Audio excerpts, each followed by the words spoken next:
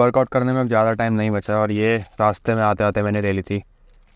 क्या है कि कॉफ़ी ज़रूरी है। आई am not a fan of pre workout supplements और मैं हमेशा अवॉइड ही करता हूँ।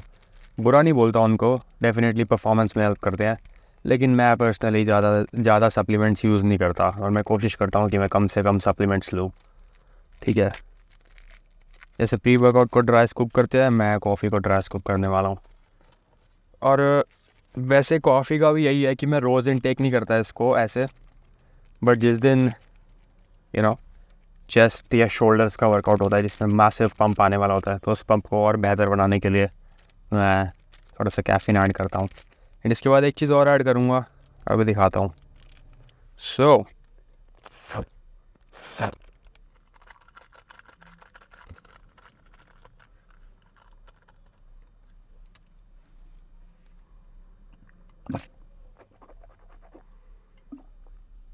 आई really dislike the taste. Okay, तो 2024 का हमारा दूसरा वर्कआउट आज पुश डे है, मतलब चेस्ट शोल्डर्स ट्राइसेप्स। चेस्ट की मैं 3 एक्सरसाइज करने वाला हूँ, मेन जो होंगी वो दिखाऊंगा। तो जैसे मैं इंक्लाइन बेंच कर रहा हूँ, तो क्या है कि पहले मैं नॉन वर्किंग सेट ले चुका हूँ। ठीक है, 10-10 के डंबलों से मैंने ऑलरेडी कर लिया, एंड वो पुशअप्स वगैरह बेसिक वार्म अप जो होता है। एंड नाउ पहला मेन सेट होएगा, जो है पहला वर्किंग सेट, एंड मैं 35 के डंबल्स देख रहा हूँ। तो मैं चाहता हूँ कि मेरी जो है पूरी मतलब फ्रेश है, एकदम प्रॉपर जाना है, बॉडी वार्म्ड अप है, तो फुल एफर्ट जाए पहले सेट में। रिमेंबर, मैंने ऑलरेडी नॉन वर्किंग सेट कर लिए, तो दिक्कत नहीं है।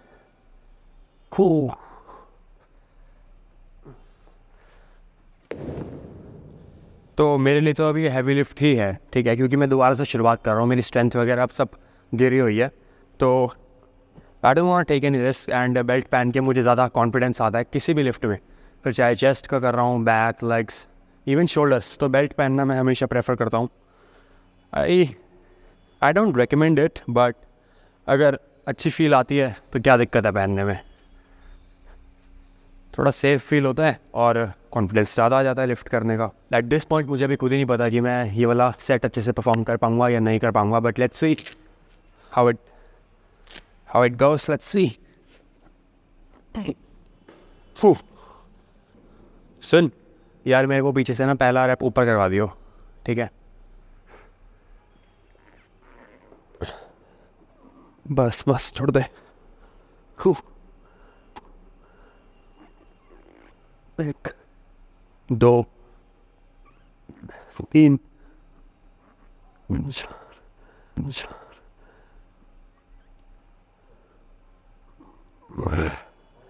4 7 8 9 10 11। बहुत बुरे चैन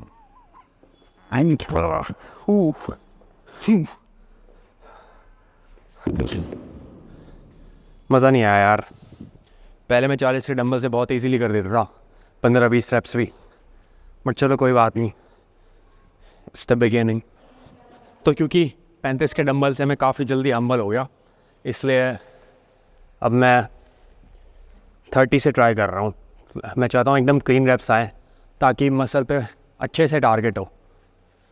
सो नो ईगो लिफ्टिंग, मैं बस अपनी स्ट्रेंथ चेक कर रहा था। Now let's do it.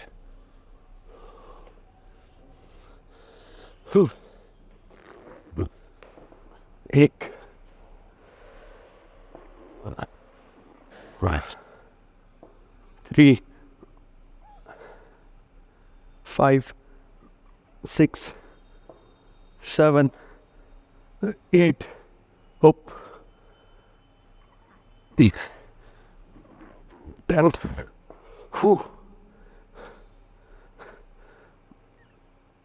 अभी नहीं 12। एक और, दो आया चल 1। चल बहुत बढ़िया, नॉट बैड, मज़ा आया। पता है, जैसे हम डंबल रखते हैं ना, तो तुरंत ऑलरेडी चेस्ट क्योंकि पंप होती है या जो भी मसल हम ट्रेन कर रहे हैं वो पंप होता है, तो I like to squeeze, blood flow और अच्छा होता है एंड पंप जो है वो सस्टेन रहता है, बना रहता है थ्रू आउट द वर्कआउट। सो अभी तीसरा सेट में ड्रॉप सेट करूँगा और पहले 2 सेट मेरे अच्छे थे, तो तीसरे सेट में फिर से मैं 30 पिक कर रहा हूँ। जितने आएंगे। इसके बाद 20 का डंबल रखा है, फिर 10 का रखा है, तो 3 स्टेप में ही ड्रॉप सेट होगा। 1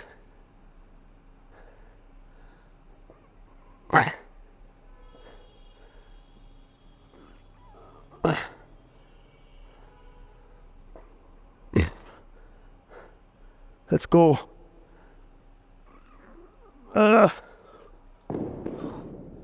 20 का उठा रहा हूँ, मसल को पूरा फेल कर दूंगा। 1, चलो 1 2 3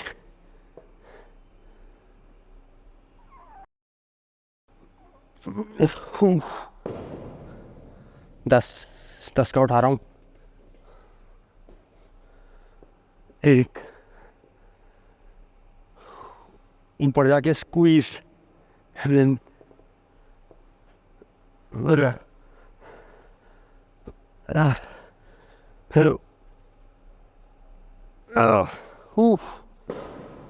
ये बढ़िया था, मज़ा आ गया। हमें शुरू से यूजुअली यही सिखाया जाता है कि हर सेट में हमें वेट बढ़ाना है, जो कि देखो गलत नहीं है। पहला सेट अगर तुमने 10 से करा, अगला तुम 15, उस थर्ड वाला तो फिर 20 से करोगे। ये चीज़ मैं भी ऐसे ही करता आया था, लेकिन अब मुझे लगता है कि अगर हम नॉन वर्किंग और वर्किंग सेट वाली टेक्निक को अपनाएंगे तो वो ज़्यादा बेनिफिशियल होगा हमारी मसल ग्रोथ के लिए। क्योंकि तुम खुद सोचो ना, अगर हम पहले लाइट वेट पे अपने मसल्स को फटीक कर देंगे तो जो सबसे भारी वजन होता है, जो एक्चुअल में हमारी मसल ग्रोथ देता है, उसकी बारी लास्ट में आई एंड उस पर हम पूरा एफर्ट नहीं लगा पाए क्योंकि हमारे मसल्स ऑलरेडी फटीक है। इट्स बेटर कि हम पहले नॉन वर्किंग सेट से वार्म अप करें। जैसे मैंने इंक्लाइन बेंच पे डंबल करे थे, पहला सेट ही मेरा 35 का था, लेकिन इससे पहले मैंने 2-3 नॉन वर्किंग सेट करे थे 10 के डंबल से, 12 के डंबल से, अच्छे से फील किया। और जब मैं मेंटली पूरा रेडी हो गया कि यस अब मैं पूरा हैवी वेट उठा सकता हूँ, तब जाके मैंने वो पहला सेट किया। एंड उसमें भी देखो 35 किलो से 10-12 रेप्स आ गए थे, ठीक है। वही अगर मैं ट्रेडिशनल अप्रोच के जैसे करता कि शुरुआत में कम वेट, उसके बाद बढ़ाता, लास्ट में बारी आती 35 किलो के डंबल की, तो शायद उसमें 10-12 रेप्स ना आते। तो मेरे लिए तो मसल ग्रोथ तभी होगी ना जब मेरा सबसे हैवीएस्ट वेट पे सबसे ज़्यादा रेप्स निकाल पाऊँ। सो ये टेक्निक आई थिंक ज़्यादा बेटर है। सो ये सेकंड एक्सरसाइज है मेरे प्लान में जो लिखी है, ऑलरेडी इसका भी मैं नॉन वर्किंग सेट कर चुका हूँ फील लेके, ठीक है। मेन क्या है, इंक्लाइन बेंच जो हमने करी अपर चेस्ट को टारगेट करेगी। अब मिडल और लोअर पार्ट के लिए मैं सेकंड एक्सरसाइज परफॉर्म कर रहा हूँ, ठीक है। अगर मेरे जिम में ये मशीन ना होती तो मैं नॉर्मल फ्लैट बेंच करता, बट क्योंकि मेरे पास ये है तो why not to take the advantage. एक काफ़ी अच्छी फील आ रही है क्योंकि मेरी चेस्ट ऑलरेडी वार्म्ड अप है, पम्प्ड है। तो 3 मेरा आइडिया क्या है कि नेगेटिव स्लो एंड ऊपर जाके पूरा स्क्वीज़। मैं अपनी चेस्ट की जो बीच वाली लाइन है ना, उस पर पूरा फोकस कर रहा हूँ। ऊपर लाते ही ना पूरी फील हो रही है मुझे सेंटर वाली लाइन चेस्ट की, क्योंकि मेरे दोनों पेक मसल्स, दोनों चेस्ट के मसल्स एक दूसरे से टच हो रहे हैं जब मैं पूरा स्क्वीज़ कर रहा हूँ लास्ट में। या 1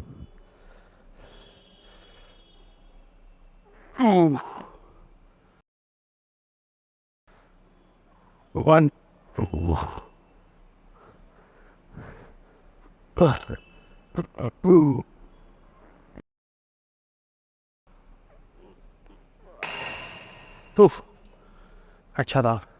ओल्ड स्कूल बॉडी बिल्डिंग पे बहुत ज़्यादा बिलीव करते हैं ना, तो मैंने ऐसे ही एक ओल्ड स्कूल बॉडी बिल्डर की वीडियो देखी थी जिसमें उसने बोला था कि powerlifting is moving the weight from point A to point B and bodybuilding is everything in between. So वही चीज़ है, अगर मैं सीधा वजन उठाकर पॉइंट ए से पॉइंट बी ले गया तो इतना अच्छा इफेक्ट ना आए मेरे मसल्स पे, पर अगर मैं पॉइंट ए से पॉइंट बी के बीच में फोकस करूँ, धीरे धीरे फील करके रेप्स निकालूँ, तो दैट इज़ बॉडी बिल्डिंग, ठीक है। वेट बढ़ाया था तूने? बढ़ाया था, ठीक है। तो दूसरा वर्किंग सेट है एक, I think I can lift more. Weight बढ़ा दिया, ट्राई करता हूँ अब। चेस्ट पूरी बाहर और बैक पूरी सटल है पीछे एकदम। 1 ए पॉइंट बी, ए पॉइंट बी, 3 4। काफ़ी हैवी फील हो रहा है अब। 5। वेट कम कर लेता हूँ थोड़ा। एनी हाउ 12 से कम रेप्स तो नहीं चाहता मैं यहाँ पर, तो नहीं हो रहे तो वेट कम कर लिया, काइंड ऑफ ड्रॉप सेट हो गया। तो चलो 12।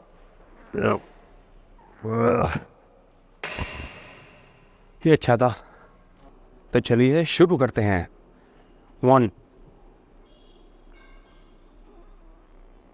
I feel strong. 2,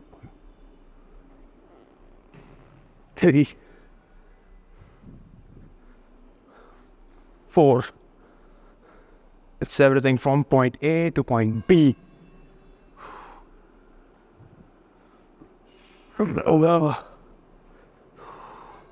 Oh shit. Count भूल गया मैं कितने रेप्स करे थे। एनीवेज,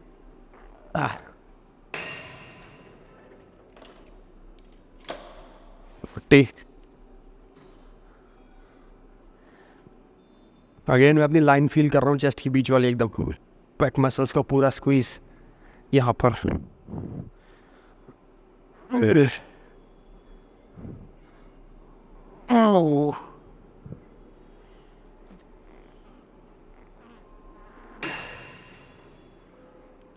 एकदम लाइट वेट कर दिया है तीसरे ड्रॉप पे।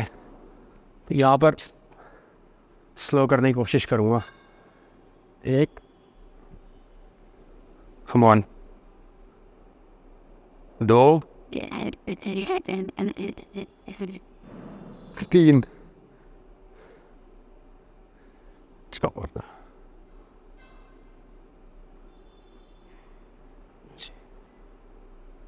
7, 8, 9,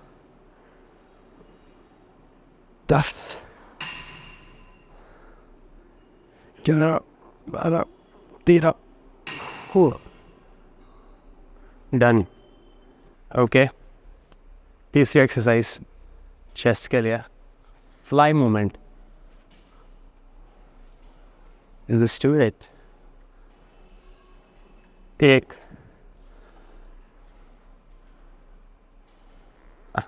2, 3, 4। मशीन का पॉस्चर मेरे लिए ठीक नहीं है यार, मज़ा नहीं आ रहा इस पर। इसके बाद डंबल से करूँगा, लेकिन ये सेट कंप्लीट कर लेता हूँ। कम से कम 12 तो आने चाहिए एक बार में। फील नहीं आ रही, पर चलो। 2, 3, 4, 5, 6, 7। यहाँ पे ना इस मशीन पे, I am not use to this machine.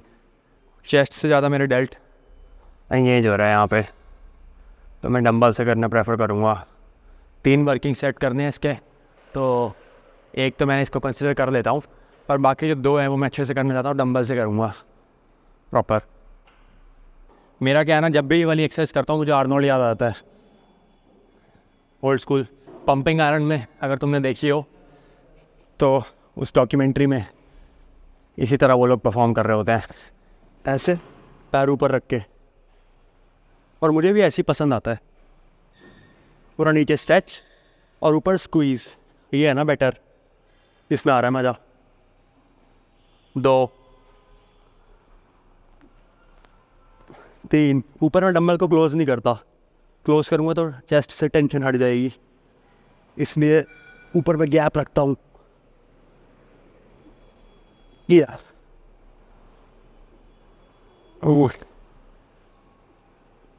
Oh.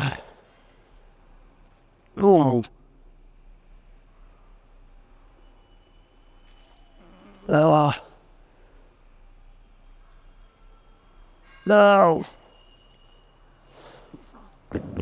अगर पता है, सपोज करो कि तुम चेस्ट वर्कआउट करने आ रहे हो और तुम खाली प्रेसिंग मूवमेंट करके चले जाओ, ठीक है, जैसे dumbbell press, bench press, incline press, ये सब करके चले जाओ, तो वो वर्कआउट ना अधूरा होगा, चेस्ट के लिए इनकम्प्लीट होगा।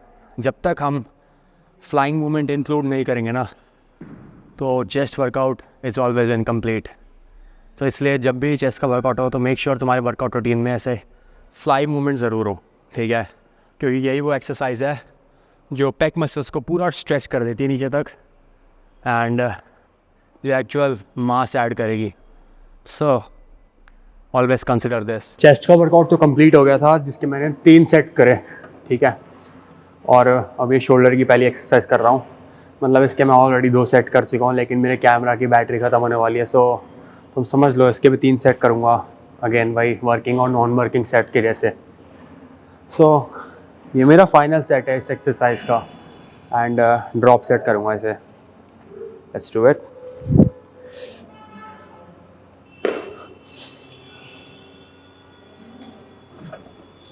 मेन आइडिया है कि जब भी शोल्डर प्रेस कर रहे हैं तो ऊपर जाके स्क्वीज करो अपने डेल्ट को, ठीक है।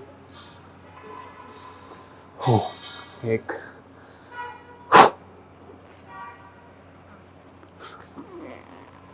3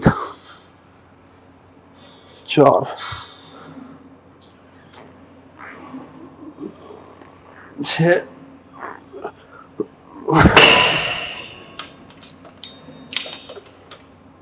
ड्रॉप सेट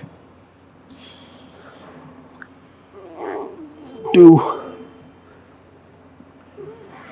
4 5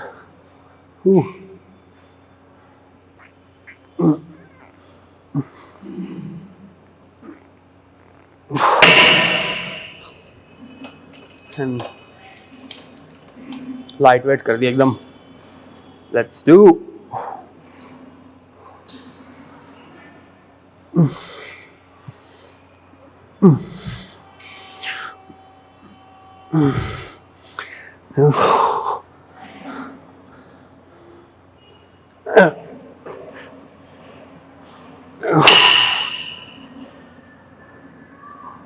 सही था, मतलब बुरा भी नहीं था और सही भी नहीं था। ओके, सो ये मेरी फेवरेट एक्सरसाइज है एंड पता है साइड रेजेस जब भी मैं करता हूँ ना, इतना अच्छा पंप आता है, like one of the best pump. तो जब भी मैं श्रेडेड होता हूँ, हर सेट के बाद, साइड रेजेस के हर सेट के बाद जाकर अपना पंप चेक करता हूँ। खाली फील ही नहीं, बहुत अच्छे से विजिबल भी होता है। तो जब भी साइड रेस करते हैं, बहुत लोग ऐसे स्विंग करते हैं, मुझे लगता है वो चीज़ भी गलत नहीं है। अगर हमें फेलियर हिट करना है तो यार थोड़ा बहुत स्विंग तो आ ही जाएगा लास्ट में, बट शुरुआत में तो फॉर्म एकदम स्ट्रिक्ट रहनी चाहिए, ठीक है। 1 मिनट चेक कर लूँ वीडियो ऑन भी है कि नहीं। हाँ, ऑन है। तो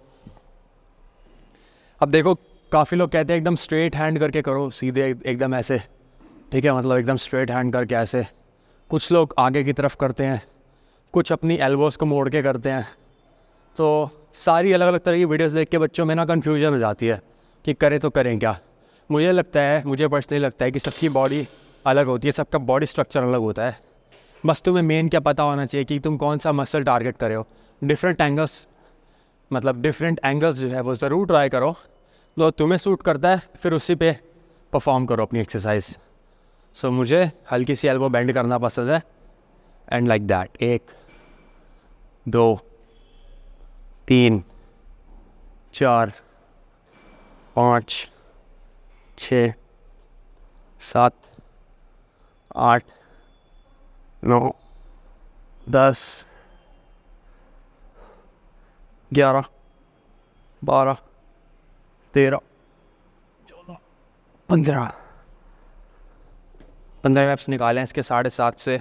ज़्यादा हैवी जाने की ज़रूरत नहीं है, बट मुझे क्या लगता है कि इतना हैवी तो होना चाहिए कि हम स्ट्रगल करें। ऐसा नहीं कि इतना लाइट हो कि हम 40-50 रेप्स निकाल दें। देखो, बुरा वो भी नहीं है, बट अगेन हम ज़्यादा से ज़्यादा वजन से मैक्सिमम रेप्स निकालने की कोशिश कर रहे हैं एंड वो रेप रेंज रहे एंड वो जो रेप रेंज है ना वो रहेगी 12 से 15। तो पूरा जब भी मैं इसको साइड रेस परफॉर्म करता हूँ मैं अपने शोल्डर के लेवल से एडल्ट के लेवल से ऊपर नहीं जाता, मुझे लगता है उसमें इंजरी के चांसेस होते हैं। सो इट्स बेटर कि यहीं तक परफॉर्म करो लाइक दैट। सो जैसे जितनी भी एक्सरसाइज मैं इस पुश वर्कआउट में परफॉर्म कर रहा हूँ ना, मेन सबके हैं 3-3 वर्किंग सेट, लेकिन साइड रेजेस के स्पेशली मैं 4 सेट करूँगा। अगर मेरा कोई वर्कआउट रूटीन है जिसमें मेरे हर एक्सरसाइज के 4-4 सेट हैं तो मैं साइड रेजेस के 5 सेट करता हूँ। शुरू से ही मैंने आदत बना रखी है कि मैं अपने ये जो मिडल डेल्ट है जिससे एक्चुअल 3D लुक आता है इस पर मैं ज़्यादा फोकस करूँ। तो इसीलिए ये जो एक्सरसाइज मैं कर रहा हूँ इसके भी मैं 4 सेट करने वाला हूँ। नेक्स्ट मैं तुम्हें मिलता हूँ ट्राइसेप्स के ऊपर।